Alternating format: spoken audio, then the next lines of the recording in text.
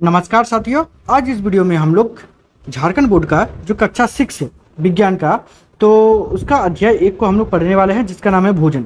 ठीक है बच्चों, तो इसमें हम लोग भोजन चैप्टर को पढ़ेंगे और स्टार्ट करते हैं हम लोग इसको। पहला है कि शाकाहारी किसे कहते हैं। ठीक है बच्चों, तो ऐसे जंतु जो केवल पादप पादप मतलब होता है पेड़ पौधा। ठीक है बच्चों, तो पादप और पादप उत्पाद में जैसे हो गया फल सब्जियाँ ये सब। ठीक है, तो जो पादप और पादप उत्पाद खाते हैं उसको हम लोग शाकाहारी जंतु कहते हैं। आगे यदि हम लोग बात करते हैं मांसाहारी किसे कहते हैं, तो ऐसे जंतु जो केवल जंतु और जंतु उत्पाद खाते हैं उसे हम लोग मांसाहारी जंतु कहते हैं। ठीक है बच्चों, मतलब जंतु मतलब हो गया जीव जंतु, और जंतु उत्पाद मतलब जैसे कि दूध अंडा। ठीक है, और उसके बाद साथ मांस भी आ जाएगा।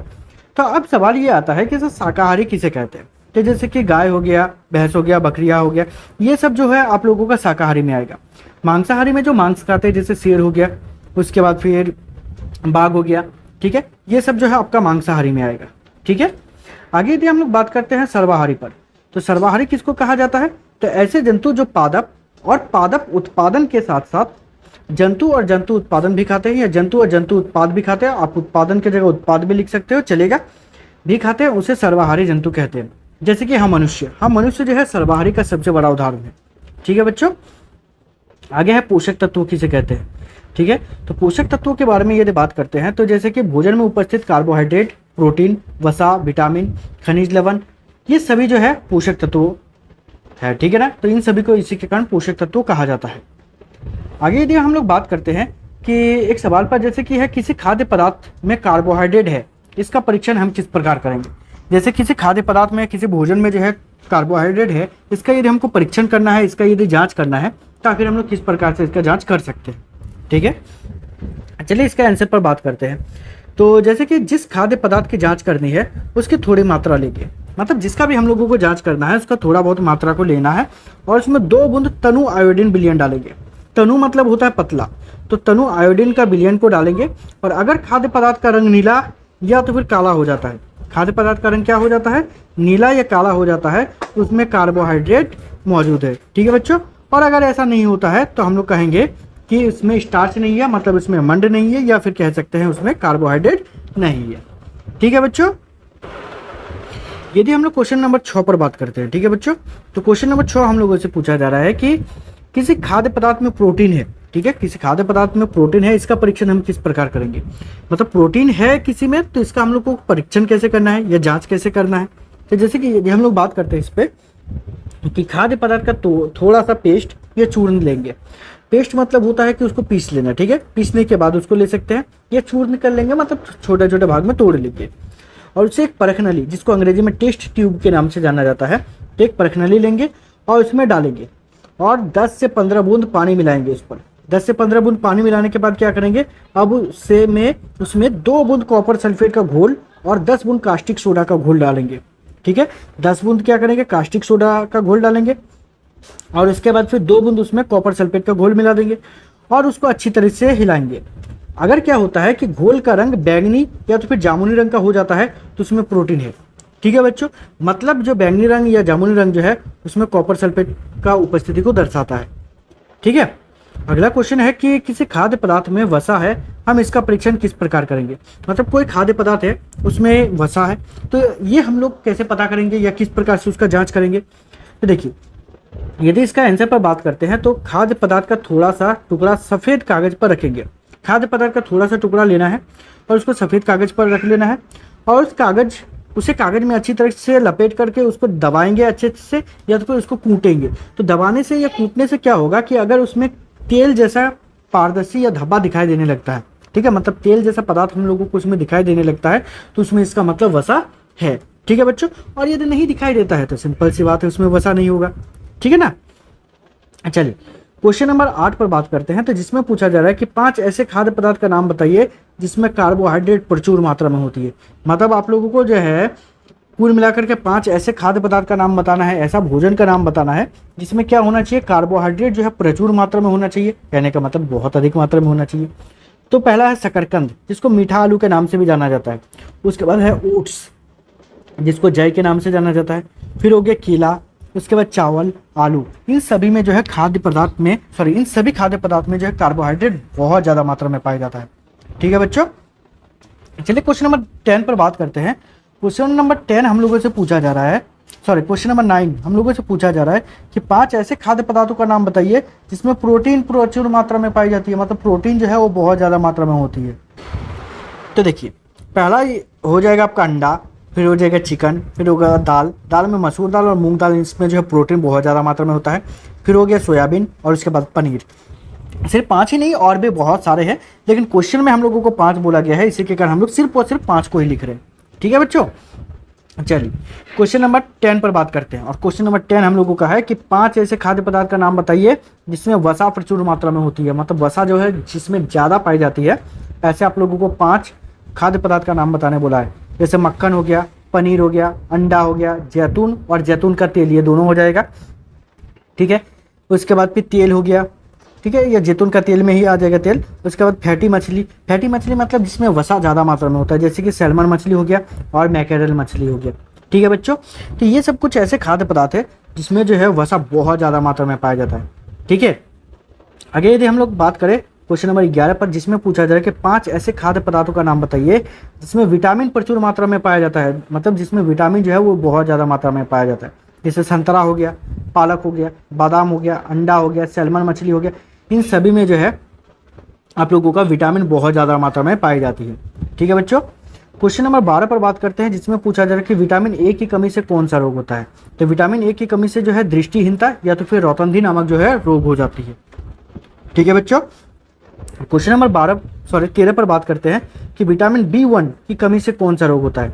तो विटामिन B1 की कमी से यदि बात करते हैं तो उसमें होती है आप लोगों का बेरी रोग। ठीक है, आगे क्वेश्चन है हम लोगों का क्वेश्चन नंबर 14, जिसमें पूछा जा रहा है कि विटामिन सी की कमी से कौन सा रोग होता है। तो विटामिन सी की कमी से जो है स्कर्वी रोग होता है। ठीक है बच्चों, विटामिन डी की कमी से कौन सा रोग होता है। तो विटामिन डी की कमी से जो रोग होता है उसको हम लोग रिकेट्स के नाम से जानते हैं। ठीक है, रिकेट्स नामक जो है बीमारी होती है। आगे है क्वेश्चन आप लोगों का, विटामिन ई की कमी से कौन सा रोग होता है। तो विटामिन ई की कमी से यदि बात करते हैं तो उसमें त्वचा एवं प्रजनन को प्रभावित करता है, मतलब त्वचा से संबंधित, मतलब चमड़े से संबंधित जो बीमारी होती है वो उत्पन्न होती है, और प्रजनन मतलब होता है बच्चे को जन्म देने वाला जो स्थिति है उसको प्रभावित करने का काम करता है। ठीक है बच्चों, आगे क्वेश्चन है कि विटामिन के की कमी से कौन सा रोग होता है। तो विटामिन के की कमी से बात करें तो रक्त का थक्का नहीं जमता है। रक्त का थक्का नहीं जमता है, इसका मतलब पर यदि बात करते हैं तो जैसे कि आप लोगों को पता है कि जब आप लोग गिर जाते हो, कट जाता है, फट जाता है, कहीं पर देखोगे बहुत ज़्यादा खून निकलती है, और कुछ समय बाद देखोगे उसमें रक्त जो खून है हमारा वो थोड़ी बहुत जम जाती है। ठीक है, देखने में जेली टाइप का लगता है, तो उसी को जो है रक्त का थक्का बोला जाता है। ठीक है बच्चों, यदि क्वेश्चन नंबर 18 पर बात करते हैं तो जिसमें पूछा जा रहा है आप लोगों को कि संतुलित आहार किसे कहते हैं। तो वैसा आहार जिसमें सभी प्रकार के पोषक तत्व उपस्थित होते हैं उसे संतुलित आहार कहते हैं, मतलब जिसमें सभी प्रकार के पोषक तत्व क्या होता है, पाया जाता है, और उसी को हम लोग क्या कहते हैं, तो संतुलित आहार के नाम से जानते हैं। ठीक है बच्चों, क्वेश्चन नंबर 19 जिसमें पूछा जा रहा है कि हमें संतुलित आहार क्यों लेना चाहिए, मतलब संतुलित आहार जो हम लोगों को क्यों लेना चाहिए। तो जैसे कि यदि हम लोग बात करते हैं उत्तर पर, तो हमें संतुलित आहार लेना चाहिए क्योंकि यह शरीर को सभी जरूरत पोषक तत्व देता है, मतलब हमारे शरीर जो है इसको सभी प्रकार के पोषक तत्व जो है उपलब्ध कराने का काम करता है। ठीक है, और साथ ही साथ क्या करता है, हम स्वस्थ रहते हैं और बीमारियों से बच सकते हैं। ठीक है, और यही कारण है कि हम लोगों को संतुलित आहार क्या करना चाहिए, लेना चाहिए। ठीक है बच्चों, आगे हम लोगों का क्वेश्चन कि अल्प सोडियम नमक क्या है। तो अल्प सोडियम नमक के बारे में बात करें तो अल्प सोडियम नमक वह नमक है जिसमें सामान्य नमक की तुलना में सोडियम की मात्रा कम पाया जाता है। ठीक है, तो अन्य मतलब नमक की मात्रा अन्य नमक की तुलना में जो है इसमें सोडियम की मात्रा जो है बहुत कम पाई जाती है, और इसी के कारण इसको अल्प सोडियम नमक कहा जाता है। ठीक है, देखिए अब इसमें सोडियम की मात्रा कम होती है, इसमें बताया जा रहा है कि पर क्या होता है कि पोटेशियम की मात्रा ज़्यादा होती है, और पोटेशियम की मात्रा ज़्यादा होने के कारण क्या करता है, ये हाई ब्लड प्रेशर जो है जिसको उच्च रक्तचाप के नाम से जाना जाता है, या दिल का जो मरीज है जिसको हम लोग बोलते हैं हार्ट पेशेंट, उसके लिए जो है बहुत ज़्यादा फायदेमंद माना जाता है। ठीक है बच्चों, यदि बात करते हैं अगला क्वेश्चन नंबर 21 पर, जिसमें पूछा जा रहा है कि कुपोषण किसे कहते हैं। यदि हम लोग बात करते हैं कुपोषण पर, तो जब हमारे शरीर को आवश्यक मात्रा में पोषक तत्व नहीं मिलते हैं, जब हमारे शरीर को क्या होता है कि आवश्यक मात्रा में पोषक तत्व नहीं मिलते हैं, जिससे शरीर का पूर्ण विकास नहीं हो पाता है, और जिससे क्या होता है कि शरीर का पूर्ण रूप से विकास नहीं हो पाता है, और इसी को हम लोग कुपोषण कहते हैं। ठीक है बच्चों, क्वेश्चन नंबर 22 जिसमें हम लोगों से पूछा जा रहा है कि सूखा रोग क्या है। तो प्रोटीन तथा कार्बोहाइड्रेट, मतलब प्रोटीन और कार्बोहाइड्रेट की कमी के कारण शरीर दुबला पतला हो जाता है। ठीक है, प्रोटीन और कार्बोहाइड्रेट की कमी के कारण क्या होता है कि शरीर दुबला पतला हो जाता है और पसली की हड्डियां दिखाई देने लगती है। क्या होता है, पसली की हड्डियां दिखाई देने लगती है और इसी को हम लोग सूखा रोग के नाम से जानते हैं। ठीक है बच्चों, आगे बात करते हैं क्वेश्चन नंबर 23 पर, जिसमें पूछा जा रहा है कि क्वाशियोरकर रोग क्या है। ठीक है, प्रोटीन की कमी के कारण क्या होता है कि हमारे शरीर में जब प्रोटीन की कमी हो जाती है तो जिसके कारण क्या होता है, मतलब स्पेशली प्रोटीन की कमी होने के कारण क्या होता है कि बच्चों में वृद्धि रुक जाती है। मतलब शरीर जो बच्चों में वृद्धि होती है वो रुक जाती है और साथ ही साथ क्या होता है, पेट फूल जाता है और इसी को जो है क्वाशियोरकर रोग के नाम से जाना जाता है या तो फिर क्वाशियोरकर के नाम से जाना जाता है।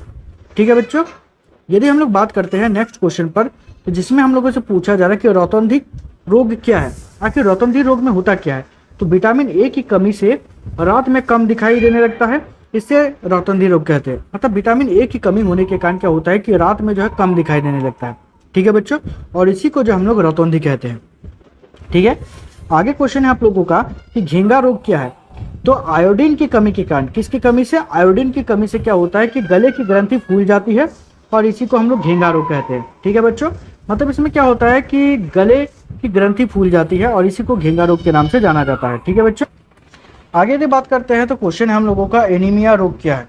यदि हम लोग एनीमिया के बारे में बात करते हैं तो जैसे क्या होता है कि हमारे शरीर में जब क्या होता है कि लौह तत्वों की कमी से शरीर में खून की कमी हो जाती है। मतलब लौह तत्वों की कमी के कारण क्या होता है कि शरीर में खून की जब कमी हो जाती है और इसी को जो है, इसके कारण क्या होता है कि शरीर कमज़ोर हो जाता है। मतलब शरीर में जब खून की कमी हो जाती है तो शरीर कमज़ोर हो जाता है और इसी को जो है एनीमिया रोग के नाम से जाना जाता है। ठीक है बच्चों, एनीमिया कहा जाता है। आगे हम लोग बात करें क्वेश्चन पर, तो आगे क्वेश्चन है कि कुछ जंक फूड का नाम लिखिए। जंक फूड जो होता है उसका नाम लिखना है, जैसे पिज्ज़ा हो गया, बर्गर हो गया, समोसा हो गया, चिप्स हो गया, पकौड़ा हो गया, चाउमीन हो गया, पाव भाजी हो गया और भी ऐसे बहुत सारे हैं जिसको मतलब हम लोग तेल में ज़्यादा से ज़्यादा मात्रा में छांकते हैं। ठीक है, तो वैसा जो है जंक फूड जो होता है। ठीक है, और यदि बात करते हैं जंक फूड किसे कहते हैं, तो जैसे कि जंक फूड वो खाद्य पदार्थ है जिसमें पोषक तत्व जैसे कि विटामिन, प्रोटीन, फाइबर ये बहुत कम मात्रा में होती है। ठीक है, मतलब इन सभी की मात्रा, जो जरूरी चीज़ है उसकी मात्रा बहुत कम होती है, लेकिन इसमें कैलोरी, चीनी, नमक, वसा इसकी मात्रा बहुत अधिक होती है। भले ये खाने में बहुत ज़्यादा स्वादिष्ट होते हैं लेकिन ये स्वास्थ्य के लिए क्या होता है, हानिकारक होता है। ठीक है बच्चों, ऐसे ही यदि आप लोगों को और भी वीडियोस चाहिए तो चैनल को सब्सक्राइब कीजिएगा। ठीक है, और मेरा मोटिवेशन लेवल को बढ़ाने के लिए अपना फ्रेंड के साथ शेयर जरूर कीजिएगा। ठीक है, थैंक यू।